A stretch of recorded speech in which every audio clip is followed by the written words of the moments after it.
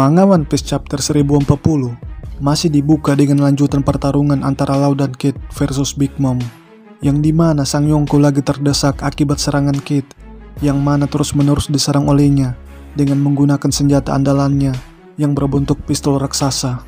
Akan tetapi, meskipun terus ditembaki oleh Kid, Big Mom masih bisa bertahan dari serangannya sambil memegang lantai istana Kaido agar tidak jatuh ke lubang yang telah dibuat oleh Law.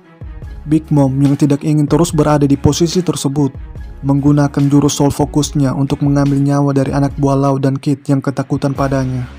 Karena seperti yang kita ketahui bahwa jurus soul fokus milik Big Mom hanya bisa berefek pada orang-orang yang memiliki ketakutan terhadap dirinya, meskipun ketakutan tersebut hanya sebesar biji jagung. Namun bagi Law dan Kid, ketakutan bukan hal yang lumrah bagi mereka, mengingat mereka berdua termasuk orang-orang yang ingin mengguncangkan dunia, yang selama ini dikuasai oleh nama-nama lama yang sudah bertahun-tahun menduduki puncak kekuasaan di dalam dunia perbajak lautan, yang dalam hal ini para Yonko.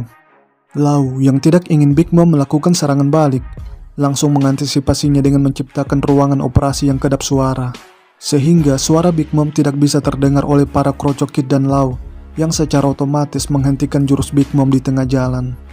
Pertanyaannya, mengapa Law masih bisa melancarkan serangannya setelah ia menggunakan jurus pedang penembus bumi, yang pada chapter sebelumnya ia mengatakan bahwa itu serangan terakhirnya? Mungkinkah itu kesalahan Oda dalam membuat balon dialog?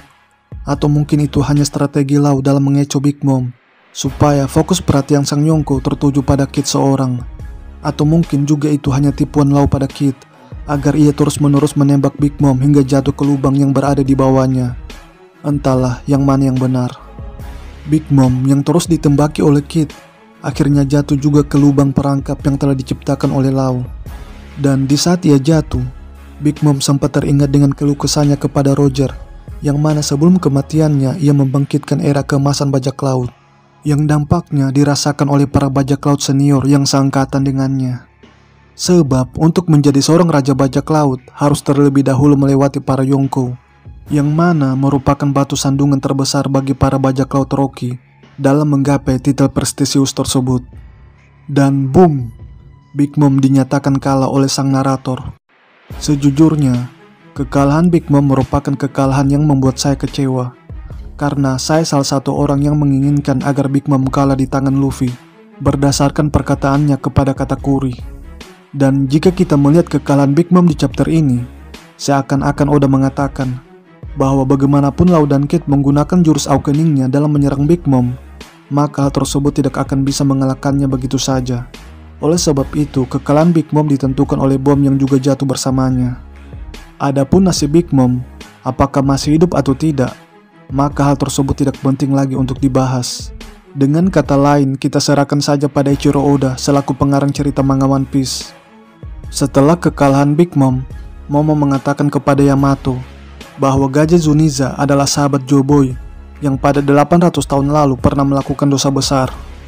Pertanyaannya, dosa besar macam apa yang telah diperbuat oleh Zuniza pada masa lampau sampai-sampai ia mendapatkan hukuman untuk terus berjalan?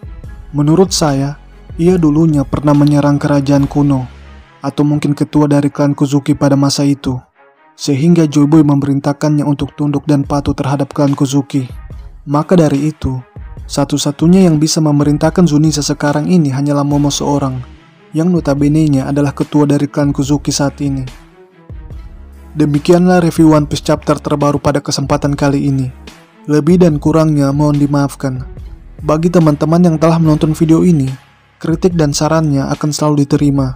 Dan terima kasih banyak atas dukungannya.